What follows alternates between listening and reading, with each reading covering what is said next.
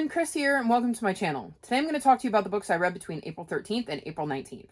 First up, I read The Sun Trail by Erin Hunter, and I gave this book 4.5 stars. This is the first book in the 5th arc of 6 in the Warrior series. If you're new to my channel, Warriors is a series about forest cats who live in clans and have to try to coexist. In this arc, we're headed back to the beginning of the clans. We get to see how the clans were formed and how they started. We're following a cat called Greywing on his journey to the place where the clans are founded, and we get to see the beginning of the clans. It is interesting to hear them mention familiar landmarks that are so well known in the Warrior series, because in the first arc, it starts with a kitty pet named Rusty who goes and joins ThunderClan. And so in that series, in the very first book, in the very first arc, we get to see Rusty as he learns the territory.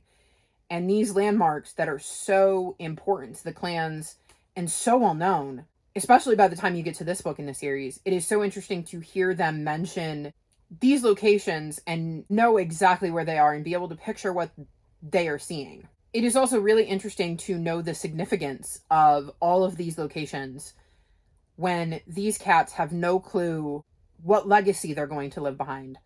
I really enjoyed Greywing as a character and getting to see his journey throughout the story and the relationships that he developed, and some of the hints we can see that point to how the clans came to be. Like, you can see those beginning seeds, and I think that's so interesting. And I really can't wait to continue on with this arc because it is just fascinating to learn the backstory of the clans. Next up, I read Needing to Die by Liz Magavero, and I gave this book 4.25 stars.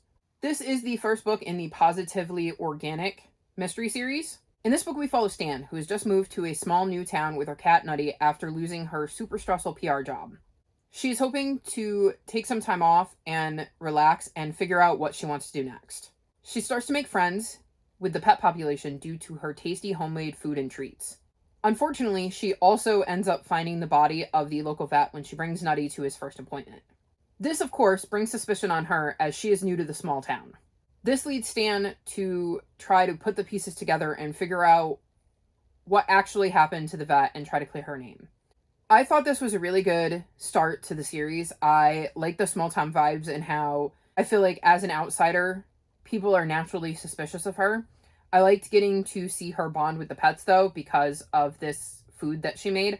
Her cat, Nutty, has some sort of medical condition, like maybe irritable bowel syndrome or something like that, where she's got to make him this special food or he has issues, and the other pets she comes across in town just love it. I liked the mystery aspect, and I definitely didn't see the killer coming. I was completely blindsided and had absolutely no idea, and I love when mysteries can bamboozle me, even though looking at it with hindsight, I'm like, oh, yeah, that kind of makes sense. So I really enjoyed the starts of the series, and I will definitely be reading more books in this series. And lastly, I read Wind Witch by Susan Dennard, and I gave this book 4.25 stars. This is the second book in the Witchland series. In the first book, we follow Safi and Iziel. Safi is a truth witch, and their world is on a brink of war, and a truth witch is somebody who has the ability to detect truth from lies. And this can make her a very valuable tool in a world on the brink of war. So Safi doesn't want anybody to know she's a truth witch, otherwise there will be tons of people after her.